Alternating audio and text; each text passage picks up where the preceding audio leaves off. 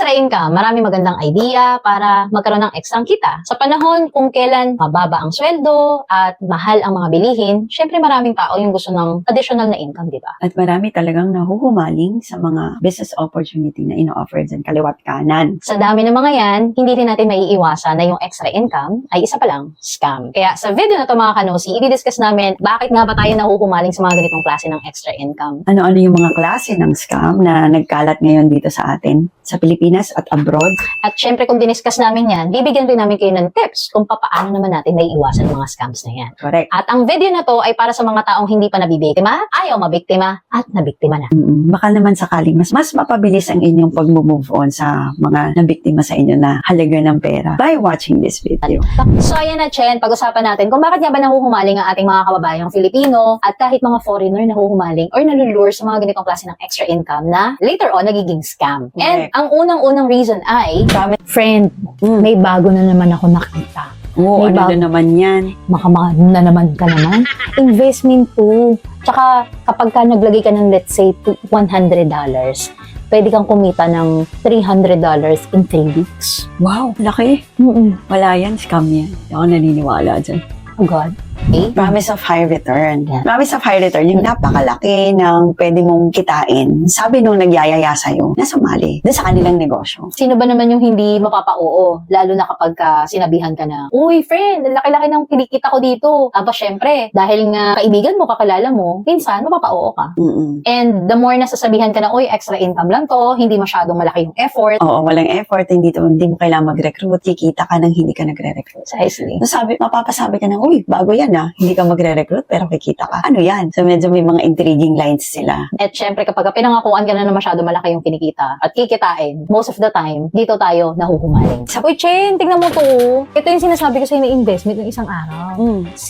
Paano magiging scam? Tingnan mo naman yung website at saka yung app nila. Website nila. Diba? Sino magsasabi na scam Yung yan? website, kapani-paniwala. Ang itsura. Tsaka bakla, downloadable yung app nila sa Google Play. Wala pa nga lang sila sa iStore. Oo, ayan na. Download ko na. Oh, so ngayon, sa pang nakakapagpahumaling, papakitaan ka nila ng websites at Oo, saka apps. oo, totoo yan. Diba? Yung mga websites, parang magmukhang na legit sila at Yes. meron talaga silang, established na company and that they can afford to have this business because of the website. And Pagka may website mapapayes kasi, ka talaga oo. dahil may website. Yeah. Pero sa ngayon kasi parang sa dami rin kasi ng mga na-encounter natin, it doesn't necessarily mean that if someone has website at meron siyang app, Oops, teka lang muna. Mamaya, ipapaliwanag natin. yeah. Pero kapag kasi pinakitaan na tayo na, uy, may website to, mukhang legit kasi may website, diba? Hindi naman kasi basta-basta makakapagpagawa ng isang website. Yung mga chipanga na mga extra income, pero mga scammers pala. Uy, alam mo, nakakaisang buwan na ako nag-aaya sa'yo, pero hindi ka pa rin sumasali. Alam mo kung sumali ka, ang laki na ng kinita mo. Yung buong family ko kasali na, ikaw na lang hindi. Sige, titignan ko pa rin. Mag-investigate pa rin ako. Ba naman yan? Yeah. Isa pa sa mga reason kung bakit tayo nalulure sa mga ganitong klase ng extra income. Kasi naniniwala tayo dahil yung nag-encourage sa atin, yung nagpapasali sa atin, yung mga kakilala din natin. Correct. At dahil kakilala natin, mas madali tayong magtiwala. Sino ba naman yung hindi maniniwala sa kanila? Sasabi nila na experience nilang kumita. So, papasalihin ka nila kasi sasabihin nga nila, oy friend, sali ka dito kasi kumikita na ako dito. At saka, meron pa, sa sobrang tiwala nila dun sa company, magbibigay pa sila na, sige, sagot ko yung kalahati ng ibabayad. Oy, sino ba naman yung hindi mo Wow. papasali? Oo, di ba? Pero kung papaisip pa rin ako. Tingnan natin bakit. Alam mo, magpo-phone ka na rin lang. Sana sumali ka na. Doon sa investment na sinasabi ko, alam mo ilang linggo na, actually buwan na eh. Diba? Tsaka, bakla, magkakaroon na sila ngayon ng office. Oh, wow. Saan? Basta sa Central Business District. Tsaka diba, sinabi ko naman sa'yo, na saan sila nag-originate sa ibang bansa. So ano pa kinatatakot mo? Buong family ko kasali. Ang dami kong kaibigan nandito. Magkaka-office na sila. Nagpo-phone ka na rin lang naman. Nakita mo may website, may apps. Tingnan ko muna kung kumita ka ulit this month. Next, antayin ko muna yung pera ko. At isa pa sa mga rason kung bakit tayo naniniwala sa ganito, kasi ginagamitan ng mga sikat na celebrities, sikat na personalities. Tapos yung mag-i-introduce sa'yo, kesyo isang big time na tao daw sa bansang ganito, or isang meron partner na sikat na ganito sa isang bansa. So, yun yung mga, doon sila kumbaga nagkukuha ng credibility nila para masabi na yung negosyong ini-introduce sa'yo talagang legal, legit, at magtatagal. Yes. And kapag tinanong mo kung saan nakabase yung office, it's either sasabihin nila meron tong office sa isang prestigious na lugar, mayayaman na lugar. UK, US, Europe, something like that. Yung sa Saudi Arabia na part kasi parang binibida naman nila isang football player.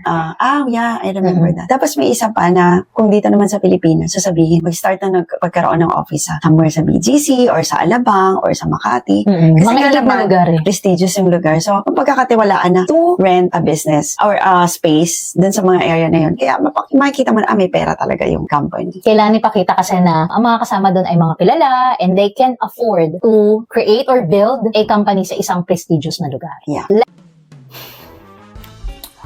Uy, Chen, gusto mo libre kita? Na, bakit? Magsanggipsal tayo ngayon. Oh, kumita ka? Kumita na ako. Pero yung iba ininvest ko pa rin kasi ang laki na ng kinita eh. Dali na, sanggipsal tayo. Para baka ba dito ma-encourage kita na sumali. Hindi na. Sige, kakain ako dyan sa samgyup sa'yo. Tingnan natin. Grabe siya. Kakain lang pero hindi pa rin sasali. Dito natin. Malay mo. Nagbigay ka pa ng ibang promise dyan. Yeah. Last but not the least, na isa sa mga reason, gusto ng karamihan ay mabilis ang kita. Kahit naman tayo, Chen, di ba? Kahit naman siguro sino, yung gusto natin yung kapag nag-try tayong sumali or mag-create ng isang pagkakakitaan, gusto natin, mabilisan yung balik ng kita, di ba? Hindi lang mabilisan, dapat mas mataas. Mas Dito mataas, talaga yeah. madaming nabibiktim. The reason behind this, it's because, sabi nga ni Chen, napaka-special sa amin itong video na to kasi nakakaawa yung mga kababayan nating Filipino and hindi lang po ito local ha, pati po abroad. Kasi marami po talaga na nahuhumaling sa mga akala nila extra income, parang paglalapagin ka ng pera and then later on yung hard-earned money nila, wala na. At saka yung mga OFWs na Yeah. sobrang nagtitiwala. And gusto namin na maging isang way itong video na to para maturuan sila kung paano nila kikilatisin kung ang isang opportunity ba na ino-offer sa kanila maganda, makakatulong o at hindi sila mapapahama. The idea kasi, Chen, na pag sinabi na kikita ka ng pera, talagang automatic kasi sa isang tao, di ba? Na parang pag sinabi, uy, kikita ka ng pera rito, sino bang parang hindi ka may encourage kasi wow, extra income, why not, di ba? But I want to find out first kung paano ako kikita. And since napag-usapan na rin naman natin yung mga reason kung bakit nahuhumaling tayo sa mga ganitong klase na extra income, ano-ano nga ba ang mga klase ng scams na ito? Ilan sa aming babanggitin, ito yung mga rampant na klase ng scam na naririnig at nai-encounter natin. Okay, isang klase na naman ng scam ay yung romance scam. Bakit namin to isang itatakel? Kasi yung romance scam, meron din kami na experience on that. So, oo, di ba? Meron din tayong napanood na documentary on that. And then, pumapasok sila sa mga dating app and then, papaibigin ka nila, tapos bibigyan, ito na, bibigyan ka na namin ng money, ganyan, tapos kailangan mo muna mag-deposit ng certain amount para makuha mo tong money na ganito. So, maraming mga reason yan, pero hindi namin yung masyado i-detail ngayon. So, yan, romance scam, kung saan pumapasok sila sa mga dating app and then, dun sila mag-scam nung mga Possible target. possible target nila. And may mga dahilan din yun, bakit sila nahuhumaling din dun. Hindi naman yun about pagkita but because of romance. And take Scam. note mga kanosi Dating. ha. Yeah, take note mga kanosi, hindi lang mga babae ang nai-scam dito, pati na rin mga lalaki. Yes. And if you would like us to discuss more about this, let us know at the comment section below kasi we're also willing to discuss more of it. Yes, because we have personal experience about this as well. May na-handle kami na client on this. At dahil nga marami ring naghahanap ng trabaho ngayon bukod sa extra income, alam nyo ba na even ang job recruiting and job hunting, nai-scam na rin? True to life story, recently nag-try ako na mag-submit ng application sa isang, of course, it is a consultancy and whatnot. Magpasa sana ako ng contract. And then, nung naka-receive ako ng email, right after kong mag-submit sa kanila, nagulat ako na meron akong kailangan puntahan na link. So, pinapaklik yung link and then doon sa email nakalagay na I am required or all applicants are required to schedule a meeting with them. And in that meeting daw, pag-uusapan daw yung pay at ano daw yung training na para sa akin, it's red flag. Kasi unang-una, hindi pa ako dumadaan sa kahit anong klase klase ng interview, wala pa ako nakakausap. So, bakit nyo i-discuss sa akin yung pay? Diba? And most of the time, maraming pwedeng malure dito. Kasi lalo na kung it is your first time to apply, tapos makaka-receive ka ng Excited ganong ka, email. diba? And talaga naman, kung hindi ka medyo aral at wala ka talagang idea, magugulat ka na lang, it's either phishing link yon na makukuha lahat ng information ng phone mo or ng laptop mo, or talagang aatin ka sa isang meeting tapos pipilitin kang magbayad ng training. Maraming ganyan. Meron nang nangyaring ganyan dati, usong-uso yun eh. Parang Yes. i-invite ka nila sa isang seminar kunwari, tapos wala ka ng choice. Mapapabili ka ng item, tapos ikaw pa yung Magbibenta.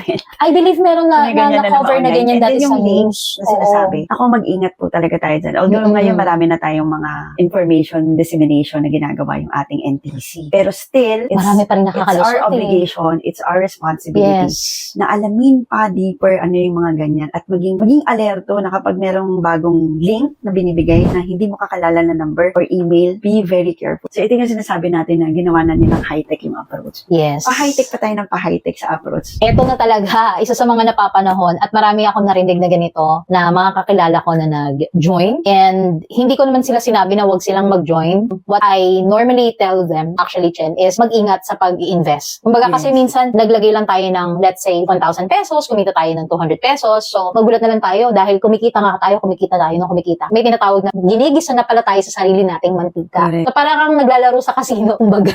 Pinapanalo ka ng pinapanalo, di ba? In a way, oo. Oo. At ito yung tinatawag na scam na ITC. Tinawag namin itong ITC para mas mabilis mong matandaan, mga kanosi. So, I stands for investment, and then yung T, tasking, and then yung C, yung crypto asset or crypto rewards. Kasi daw, mag-i-invest ka ng pera, as an example, let's say 1,000 pesos, tapos may gagawin kang task all throughout, or let's say once a day, which is sometimes magla-login ka, or kaya manonood ka ng video, mag-i-screenshot ka ng mga website, kasi may bibigay sila na link, tapos kikita ka na daw doon. At makukuha mo yung reward mo in a form of cryptocurrency. Kasi naman, pagka narinig mo kito, ano yan? Alam mo yan, it's something na new kasi. something na bago. Bago sa pandinig ng mga tao, kaya very much interesting. Ang dami pa namang nagsasabi dyan na maging milyonaryo sila sa crypto. Which is Sa actually Bitcoin. totoo Meron naman namang eh. talagang Oo, ganun. totoo naman. Pero it's the real thing, not yung mga coins. Coins, yes. Napakarami na po kasing lumalabas ng mga iba't ibang klaseng coins sa market ngayon, yung mga airdrop and whatnot. Masyado pong technical yung mga terms. Again, we are happy to discuss it more if you have questions about cryptocurrency or blockchains. But this one, lagi niyong tatandaan mga kanosi that ITC, ito yung pinaka-rampant ngayon na klase ng scam kasi ginagamitan nila ng cryptocurrency para magmukhang sobrang prestigious. Tapos, meron din tong app at website. And ito yung masakit. Nakikita mo kunwari yung laman ng crypto assets mo, pero hindi pala siya totoo. Yan. Ito yung nakita ko dun sa isang GC na sinalihan ako ng friend ko na ngayon, yung company na yun, recently, wala na. Wow. So, nakita ko sa GC, nung time na medyo nagagahol na sila, paano ba mag-withdraw? So, sabi ko, nakawa My naman gosh. ako dito sa mga tao na to. Nag-invest sila, pero hindi nila alam paano mag-withdraw. So, syempre, hindi naman ako nag-invite sa kanila. Ako doon inilagay para mag-observe. At pumayag naman ako, kasi nga gusto niya mag-observe ako para maengganyo niya. So, pumayag ako, and then, yun na, nakita ko talaga yung mga tao na ngayon, hoping pa na makukuha pa nila balik yung investment nila. Alam mo, yung isang nakakalungkot doon, may isa doon na buong pamilya, sumali sila, and then, pinautang pa niya yung mga friends niya. Wow. Buti na lang, Chen, hindi ako sumali. Hindi mo ko sinali. Oh, hindi kita sinali doon sa So yun, and this is one of the reasons why we're doing this video because we believe na meron pa rin darating na mga ganyang klaseng investment scam or approach or opportunity, and this could be the basic knowledge na makukuha niya dito sa video na to. So, most likely yung nangyari doon, Chen, sabi mo nga kasi nawala na. So, parang naponsi na. Naponsin na. Kasi hindi ka nila pinagre-recruit, yes. But it's so attractive na mapaparecruit ka ng iba. Kasi nga, malaki yung, gaya na sabi natin kanina, yung Promise of high returns. promise of high returns. Yes. Yun. By the way, dun sa company na yun, ang nakukuhang rewards ng mga tao gamit ang ITC, which is Investment, Tasking, and Crypto Reward, ay isang USDT. Ang USDT, mga kababayan, let us explain, ang USDT po ay isang crypto din. Pero actually, it's a stable coin. Meaning, kung ano yung value ng US dollar in peso, yun yung magre-reflect. So, kung ang US dollar is $1,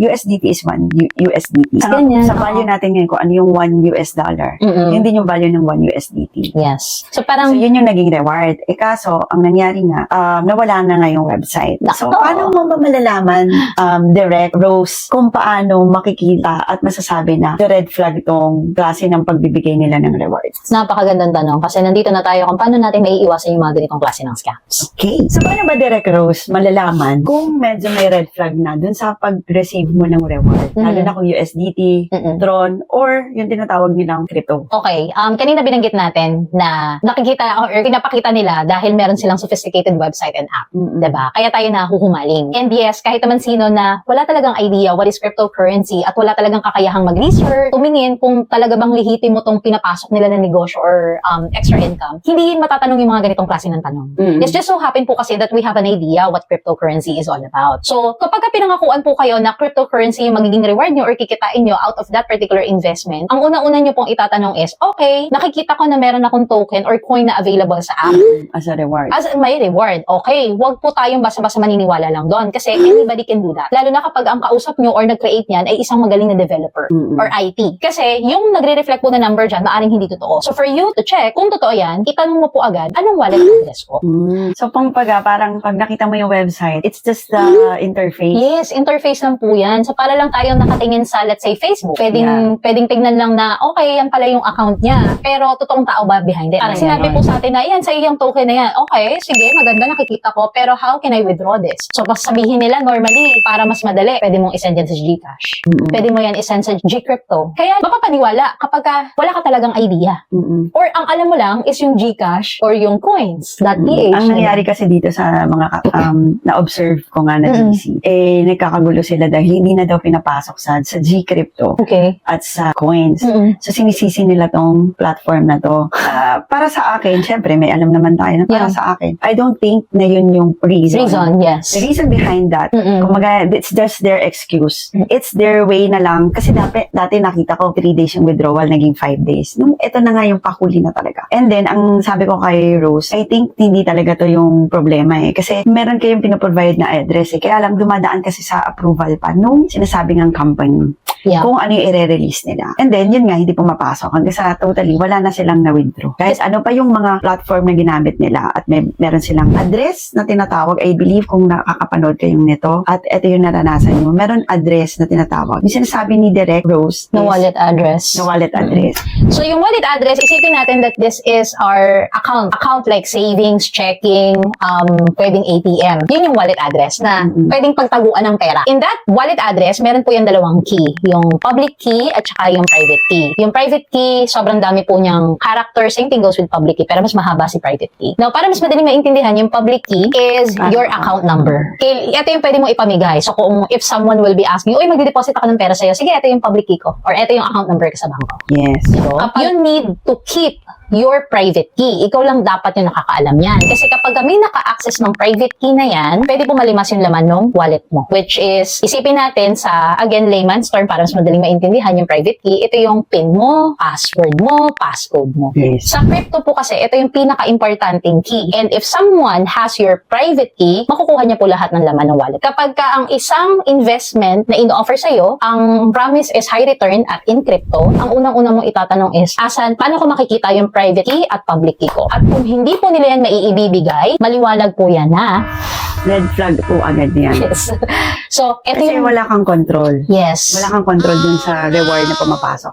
Actually, napakaganda sana nung crypto Kung yung mga legal, That's true. marami kaming kilala na kumita. Marami talaga kaming kilala na kumita na sa crypto. It's just so happy na nagulat kami na ipinasok na siya into a networking form and then Ponzi scheme, etc.